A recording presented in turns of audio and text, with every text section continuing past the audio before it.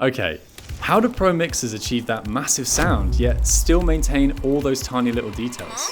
Picture this, you've dialed in your vocal and it's sounding exactly how you imagined. But when you drop it into the mix, it just seems to disappear. You try pushing the fader up, but now it's too loud. You tweak the EQ, carve out some space, and you sort of hear it now. But everything just sounds off. It's messy. It's unbalanced. Sound familiar?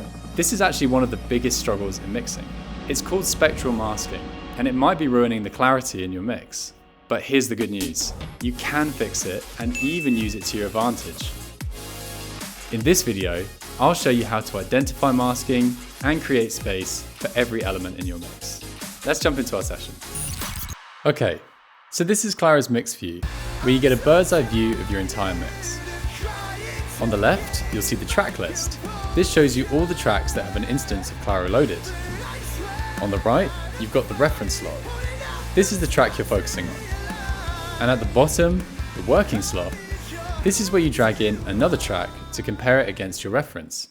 Using Claro across multiple tracks unlocks a powerful way to see and fix frequency clashes across your mix without guessing. The mix view highlights frequency buildups, helps you spot masking issues, and lets you carve out space for every element in your track. Let's see it in action. In Claro's mix view, frequency clashes are color-coded. Blue represents the frequency energy of each track. With these yellow areas, that's masking in action.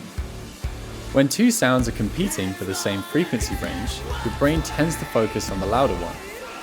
This makes any competing sounds appear as if they're quieter, even if they're still technically present in the mix. That's why a track might sound really good on its own, but can get lost when you take it out of solo. Think of it this way. Mixing is all about balance. So every sound is fighting for your attention, and it's the artist's job to make sure the right elements stand out in the right moments. A good way to approach this is to decide what's most important in the section of your song. What do you want the listener to focus on? Let's say it's the lead vocal. I like how it sounds in the presence range, so we'll start by looking for tracks with lots of yellow in that area. This one looks like a good candidate, so let's drag it into the working slot. Instead of pushing the fader up, we'll carve out some space in the competing track using subtractive EQ. Boosting EQ might seem like the right idea, but too much of it can reduce your headroom and also change the tone of your track if it's used too aggressively. If you need more space, you can try using invert EQ. This applies the same cut on the competing track, but in reverse, giving you even more separation without over EQing. So by now, you're probably thinking that masking is bad and we should try and get rid of all the yellow lights until we have total clarity in our mix.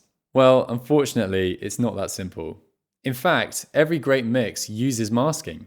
The key is knowing when to reduce it and when to embrace it. So think of it this way. Less masking means more separation.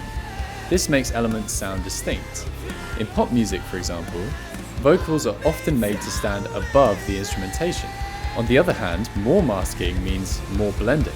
This helps glue elements together and feel cohesive, like layering multiple synths to create one rich, evolving pad.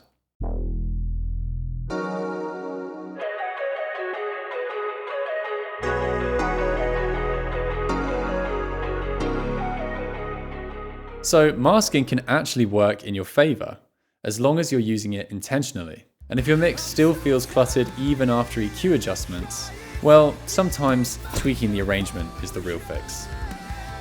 So masking isn't good or bad. It's a tool to be mastered. Remember, only a Sith deals in absolutes. Should Claro be the last plugin in your chain? The short answer is yes. Claro's mix view is designed to help you shape your final balance, so it works best if there's no further processing after it. Basically, plugins process audio in sequence. That means Claro only sees the signal as it enters.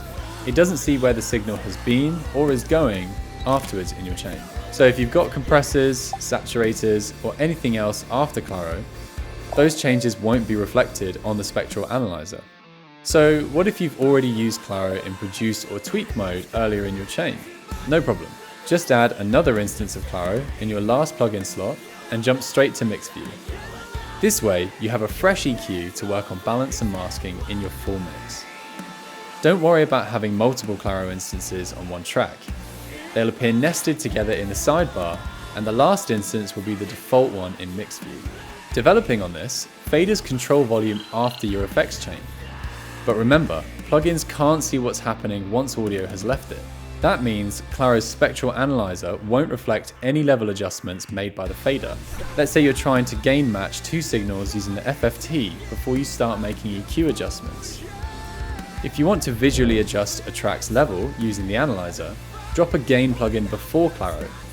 Now, when you adjust the gain, you'll see the changes happening in real time on the analyzer. This way, you get both visual feedback and proper level control without any guesswork. In the bottom left of the mix view, you'll find filters that let you show or hide individual tracks, buses, and effect returns. This is useful if you use a top-down mixing approach where you might want to focus on group buses first. And also, if you're fine-tuning your reverbs and delays, you can isolate just the effects returns. On the flip side, effects can sometimes get in the way when you're looking for masking issues, so turning these off can help keep your view clean. By default, Claro will try to auto-detect track types, but this is only supported in some DAWs. So Claro also recognises naming conventions like synth bus or reverb. I'll drop a link in the description to the compatibility help page where you can find a full breakdown of how this works in each DAW. So that's Claro's mix view.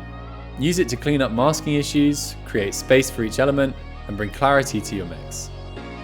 If you want to try Claro for yourself, grab a free trial at sonnox.com or via the link in the description. And hey, if this video helped, let me know. Drop us a like, send us a question or feedback in the comments, and subscribe for more mixing tips every week. Thanks for watching, and I'll see you in the next one.